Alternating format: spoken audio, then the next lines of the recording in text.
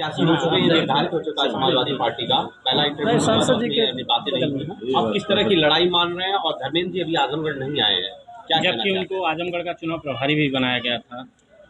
मुझे लगता है कि ये पूरा आजमगढ़ जानता है, पूरा देश जानता है कि 19 में चुनाव जीत के अखिलेश यादव जी भाग गए थे और 22 में चुनाव हार के धर्मेंद्र यादव भाग गए थे। अब वो दोबारा यहाँ आ रहे हैं तो आजमगढ़ की जनता ये पूछेगी ना कि आप 22 में आज चुनाव लड़े थे, उसके बाद कई दिन आए थे आजमगढ़। हम तो चुनाव 19 में हारे तो भी यहीं आजमगढ़ रह के जनता का काम कर रहे थे, आजमगढ़ का काम कर रहे थे। 22 में जीते तो भी जनता के बीच रह के काम कर रहे थे। तो धर्मेंद्र यादव को भी ये बात पता है कि यहाँ कुछ होने वाला नहीं है और 1% भी अगर जीतने की उम्मीद होती तो अखिलेश यादव खुद आए होते। उनको पता है ये सीट उनके हाथ से निकल चुकी है, इसलिए वो दोबारा फिर कोरम पूरा कर रहे हैं धर्मेंद्र यादव को भेज। जिस तरह से समाजवादी पार्टी लगी हुई है आजमगढ़ की, अगर हम बात करें तो आजमगढ़ में समाजवादी पार्टी दावा कर रही है कि वो जीत दर्ज करके 24 में जो 22 का बदला उसको 24 में देगी। तो वो तो दावा ये भी कर रही है कि वो सरकार बनाएगी, वो तो दावा ये भी कर रहे हैं कि अखिलेश यादव प्रधानमंत्री बन जाएंगे। देखने दीजिए, सपना देखने पे किसी को रुकावट थोड़े आप लगा सकते हैं या हम लगा सकते हैं, पर सच्चाई के धरातल पे आएंगे तो पता चलेगा कि इस बार 80 की 80 सीट हम लोग उत्तर प्रदेश में जीत रहे हैं और इनका सफाया हो जाएगा। विजय यादव जी का आरोप है कि आपके जो इंडस्ट्री के मित्रों ने उन्होंने आपको भाजपाई बना दिया, वरना आप उनके साथ थे, उनके भाई थे। मैं तो कल भी उनका भाई था, आज भी उनका भाई हूँ, उनका चेला हूँ, वो मेरे गुरु हैं। और विजय लाल भैया ने जो बात कहा है कि इंडस्ट्री के लोगों ने मुझे भाजपाई बना दिया, तो मैं इंडस्ट्री के लोगों का पैर धो के और उसको अपने सर माथे रखता हूँ और उनको धन्यवाद देता हूँ कि उन लोगों ने अगर मुझे यहाँ लाया है तो ये मेरा सौभाग्य है। क्योंकि एक बात और उन्होंने कहा था कि कुछ मुर्गा होते हैं जो आधी रात को बोल देते हैं, तो कम से कम ये मुर्गा जाग रहा है जो आधी रात को बोल रहा है, ताकि जितने बेहोश मुर्गा हैं वो कम से कम भोर में ना जागे तो 7-8 बजे तक जाग जाए।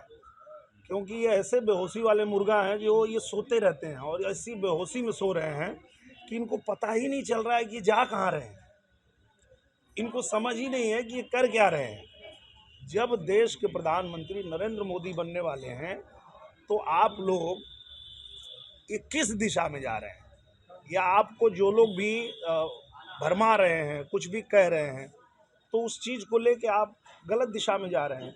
जब पूरा देश नरेंद्र मोदी के साथ है तो हम लोग नरेंद्र मोदी के साथ हैं, बाकी बेहोश मुर्गा जो हैं वो बेहोश ही रहेंगे। सर, लोग समाजवादी पार्टी कह रही है आप बेरोजगारी महंगाई के मुद्दों पर बात नहीं कर रहे हैं, केवल आप जनता को बुलाइए हम बात करते हैं, क्योंकि उनको उसी मुद्दे पे बात करना है जिस पे लोगों को भ्रमित कर सके।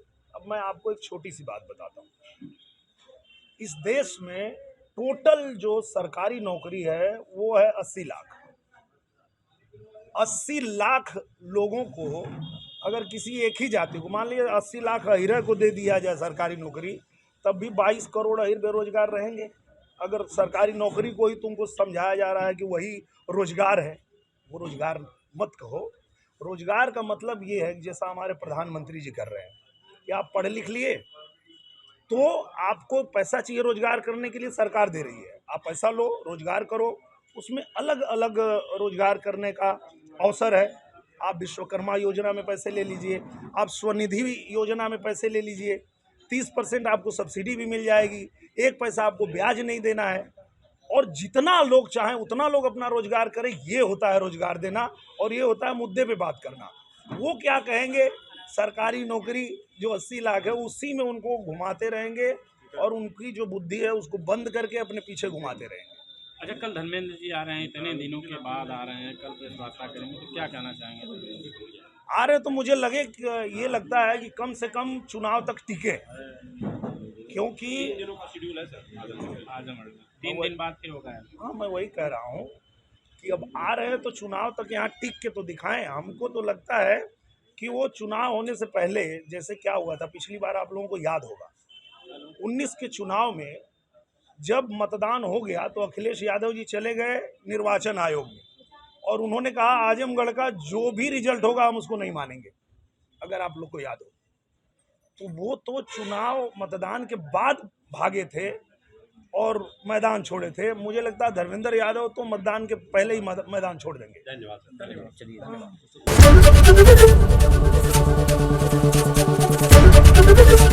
एबीपी गंगा, खबर आपकी, जुबान आपकी।